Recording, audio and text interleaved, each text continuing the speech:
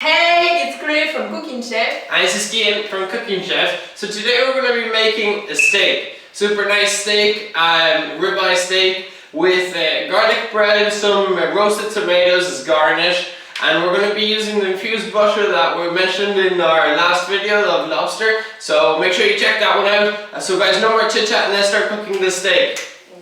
Now I'm going to explain the process of the video. So first of all, we're going to start by making our garlic bread, our garlic butter, and then we're going to make the garlic bread. I'm going to make everything in the video at once so you guys can see, but actually when I'm doing it, when I'm cooking, is I'm doing everything a little bit at the same time. But anyways guys, you got the full process of each element of the video just at once so you guys can understand. First of all, we're going to start with the garlic bread, then we're going to go with our garnish, which is roasted tomatoes and some sweet potato fries. Now we're going to continue with our infused butter, some crispy garlic for our steak, and then we're going to finish up by cooking the steak. We're going to start off by explaining how the garlic butter is made. So our garlic butter is basically 3 ingredients, right? It's basically garlic, our butter, and some chives, just to give it a little bit of an oniony flavour, right? So we want our butter a little bit soft, so we're going to throw it in the microwave. And if you get a little bit of temperature in that, you're going to get those ingredients to infuse a little bit, and that the taste is going to mix in a lot better, right? So we're going to get our grated garlic and we're going to throw it into our soft, really soft butter, and we're going to throw the chives in there too. We're just going to give it a little bit of a mix and we're going to let it cool for a little while. Once it's a little bit more solid and it's infused a little bit, that taste of that butter is going to be brilliant. You're going to throw that on a piece of bread, throw it on a pan, toast it, and you're just going to really love that garlic bread.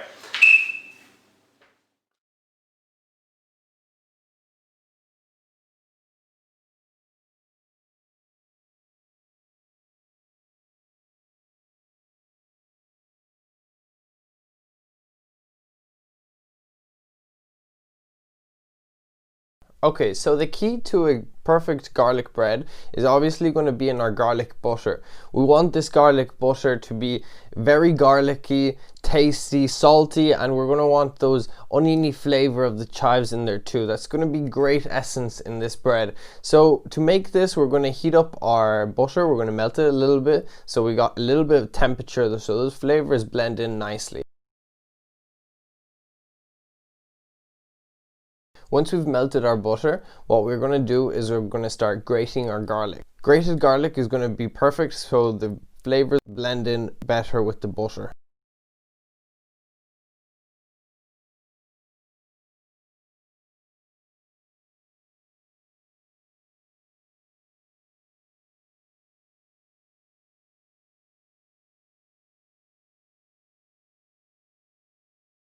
Once we got our chives, we're just going to mix all the ingredients together with the butter, and we're going to add a little bit of salt, a bit of pepper optionally, and we're just going to let it cool for a little while.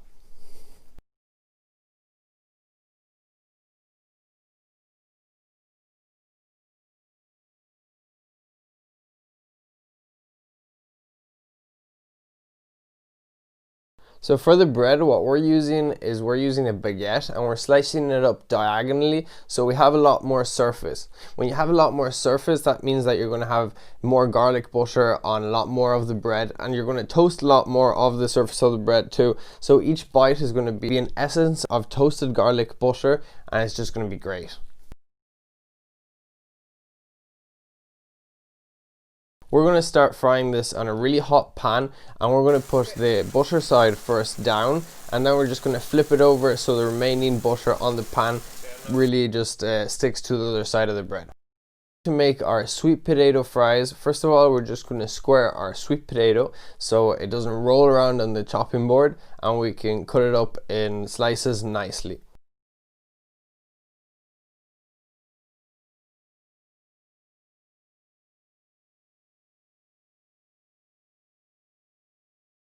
We're going to start off by cutting it in slices, long slices in the potato, more or less the same size. And then what we're going to do is cut them in julienne, and julienne is just long sticks of potato. So we're just going to be having like a really skinny chip sort of cut. we're going to start cooking these sweet potatoes about 160, 170 degrees. So this is going to be cooking for a little while. These take a little time to cook, but since they're so thin, they won't take so long as your average French fry. We're going to soak them off on a towel so we can get the remaining oil of the fry off of them. And then we're just going to pop them in the oven so they don't go cold while we finish it up all the rest of the recipe. So for our garnish, we're going to continue with our roasted tomatoes. This is very simple. All we're going to do is cut our tomatoes in half, and then we're just going to pop them in the oven about 180, 200 degrees for about 10 minutes. We're just going to add a little bit of salt, pepper, and olive oil to our tomatoes, and that's it.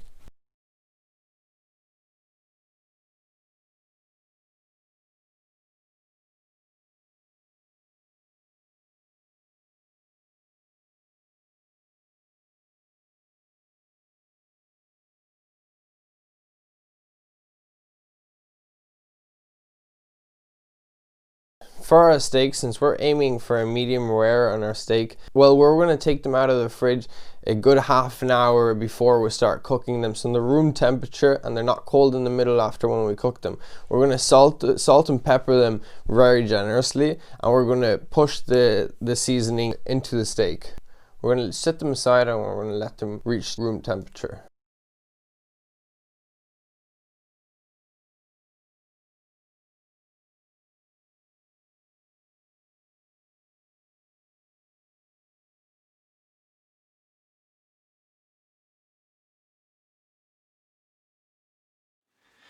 Okay guys, so for our infused butter, I made this video of the infused butter in our lobster video. You'll have the suggestion somewhere around there. And yeah, so what we're going to do with this infused butter is we're going to dice some garlic and put it on a pan. We're going to let that butter melt and start cooking our garlic at medium-high heat, really controlling that garlic so it doesn't burn. And once it goes brown golden, you're going to take it off, and that crispy garlic is going to give that essence to a steak, which if you love garlic, you can't miss out on this step. And once we've cooked our garlic with our infused butter is now infused with garlic also, right? So we have this brilliant butter which we're going to use to baste our steak.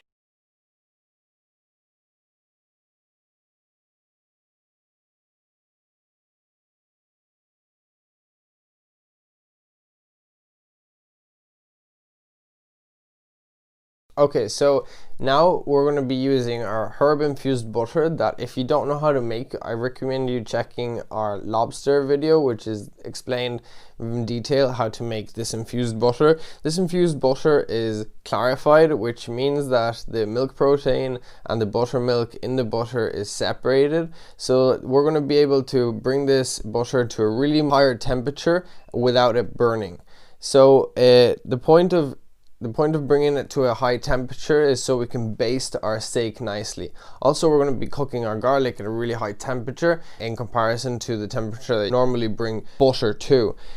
So we're just going to put it on a pan, medium-high heat, and we're going to start melting the butter and let it simmer a little bit so it cooks and it starts getting that garlic nice and brown, a little bit crispy. I added a little bit of olive oil, which helps for the color of the garlic.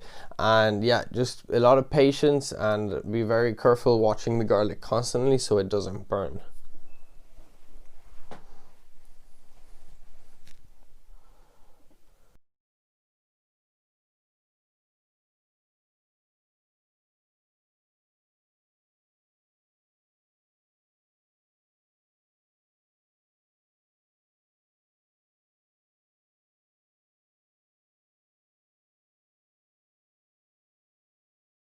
For the technique of basting, what we're going to do is we're going to melt our butter on our pan with our steak, really hot pan, and we're going to start putting with a spoon that butter right on top of our steak like you're going to see in the video. This is really important. It's going to give it really nice juicy feeling and richness to the steak. And finally, after the basting, we're going to leave it rest for about 5 minutes before we cut into it, so like that the juices of the steak stay inside of the steak. If you cut it before resting, all the juices are just going to run around your cutting board and you really don't want the juices there. So guys, no more chit chat, let's start cooking.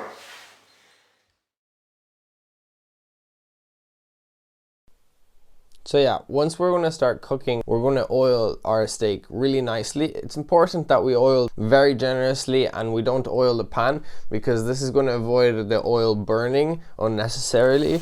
And yeah, we're just going to put it at really high heat if we're aiming for a medium rare. I would always recommend, it doesn't matter for what point of cook that you're aiming for, that you always start with really high heat, you sear those sides nicely, and you just spend 5-10 minutes basting your steak constantly, and you just can pop it in the oven and leave it 5 to 10 minutes depending how much you want that steak cooked, right? I didn't leave it in the oven more than 5 minutes or so, just so it would really rest and it wouldn't go cold. But yeah, if you want it medium or medium well, just leave it in the oven for 10 minutes. Maybe you can baste it for a little longer or after you cooked it in the oven, and you're still going to achieve really nice results with a little bit more time invested in cooking that steak, yeah. So we're just going to plate the steak. We're just going to put a little bit of rock salt on it, or crispy garlic. And yeah, we're just going to enjoy this. A little bit of red wine. This would be perfect, guys. So I really hope you guys enjoyed this recipe, that it was easy to follow. If you guys got any suggestions, leave it in the comment section below. And I'll see you guys next Tuesday. Stay tuned. Bye bye.